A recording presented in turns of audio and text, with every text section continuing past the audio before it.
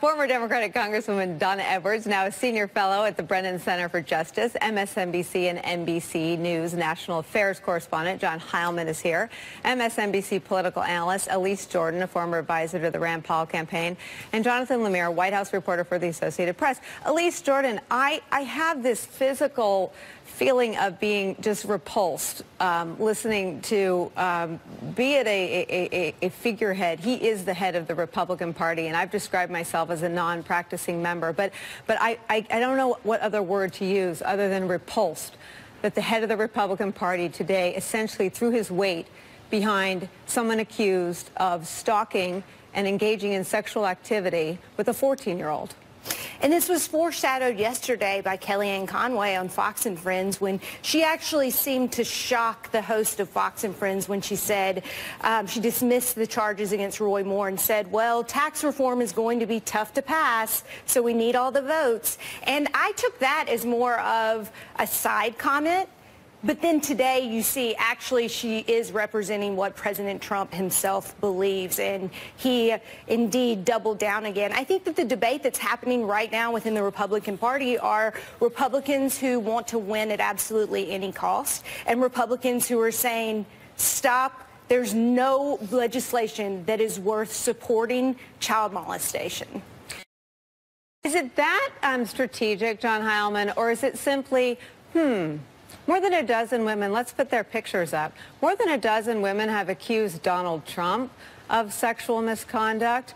And if he starts to look as though he's casting judgment on a man accused of sexual misconduct by 9 women, maybe one of those 13 women will tell their stories. And maybe because the Me Too movement is sweeping across the nation, maybe someone will believe them this time. I think that's too strategic, and I've said this before on the show. I think Donald Trump is all about Donald Trump. It's all he cares about is himself, and I think in this instance, I don't think there's a question. I don't think he's weighing the questions of moral consistency or ethical consistency. I think he's thinking about... He's not worried about tax legislation. No, I think the top rate's not on his mind. No, I think he's... That's the opposite. I think he's very worried about that. I think he's worried about... He wants to win.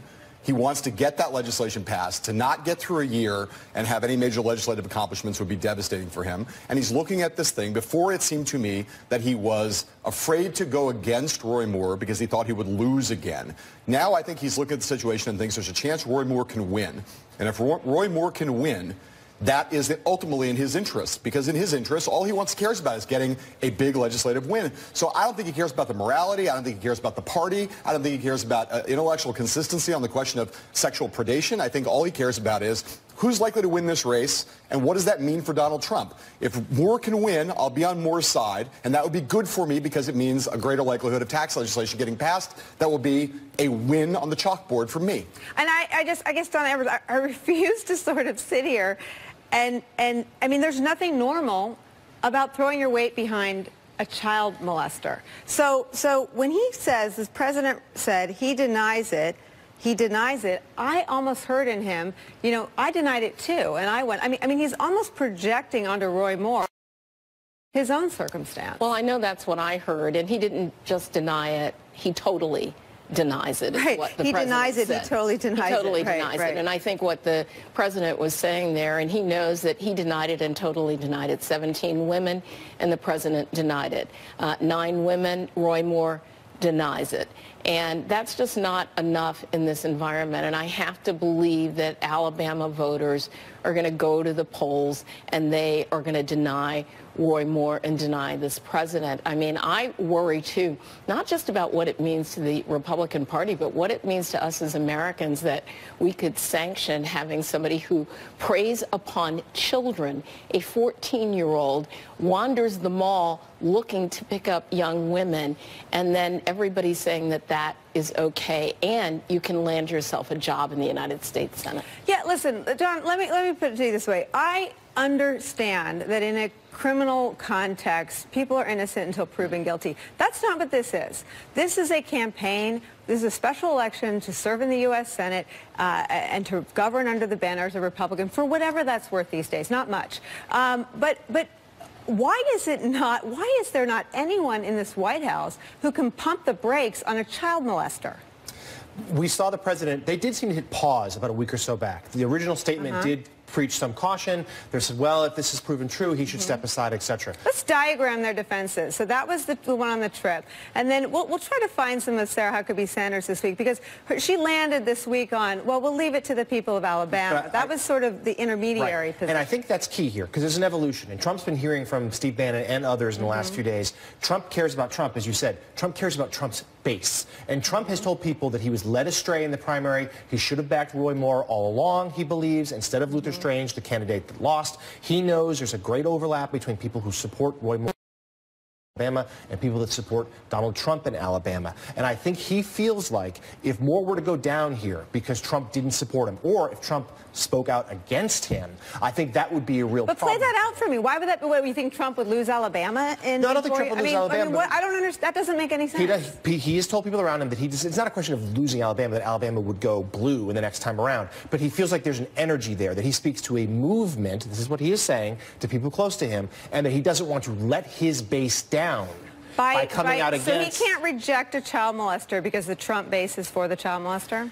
He perhaps doesn't think the words child molester in that equation, but he does feel like he needs policies and positions and energy of his base. That's what he believes in. Elise, where are we that there's no one on the White House staff who can walk in there, close the door, and very quietly say, Mr. President, I know you want your tax reform. It's going to save your family a lot of money, and you need the win.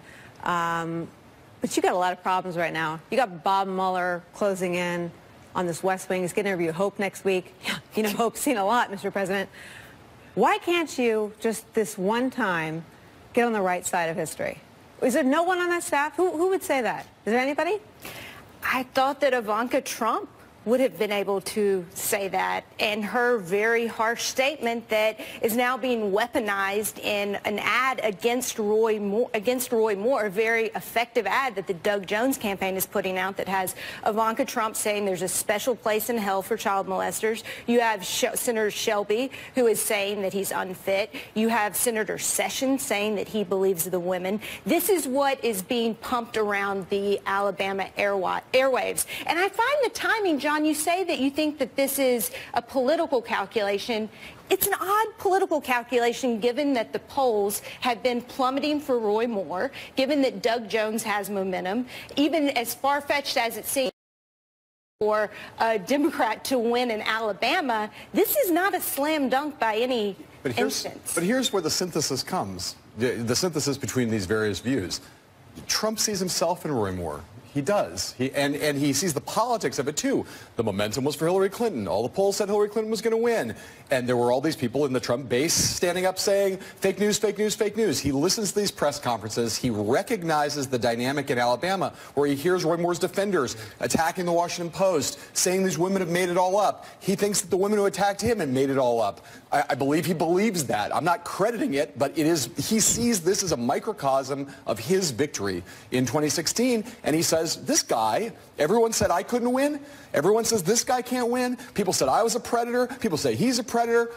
Steve Bannon sees the parallel. I'm going to go with the parallel. And, you know, it's political calculation and some personal psychopathy, not psychology, but whatever the word for psychopathology is, that's playing out here, all in the same place. And I'll just go back to one other thing. The best analogy to me for this, to your question, try to loop during all this together, is Charlottesville. It's like, was there no one who could go into the Oval Office and say to Donald Trump, it's bad to be on the side of neo-Nazis? The answer was no then, and the answer is no now, because they got him for one day back in Charlottesville to get on the, quote, right side of history and go out and read a prepared statement that kind of edged him towards something reasonable. And then he got out in the press conference the next day and let his true feelings fly, which was there are good people on both sides of this fight, including among the neo-Nazis. What's worse, a child predator or a neo-Nazi? I'm not going to make a call on that. They're both pretty bad, but Donald Trump did not seem to find a problem with being on the side of the neo-Nazis, and apparently he doesn't find a problem in being on the side of the accused child predators either. Donna Edwards, I didn't think I could feel more depressed than I did at the top of the hour. I now do. That's why I come here. That's my job on this show. But let me just, I think John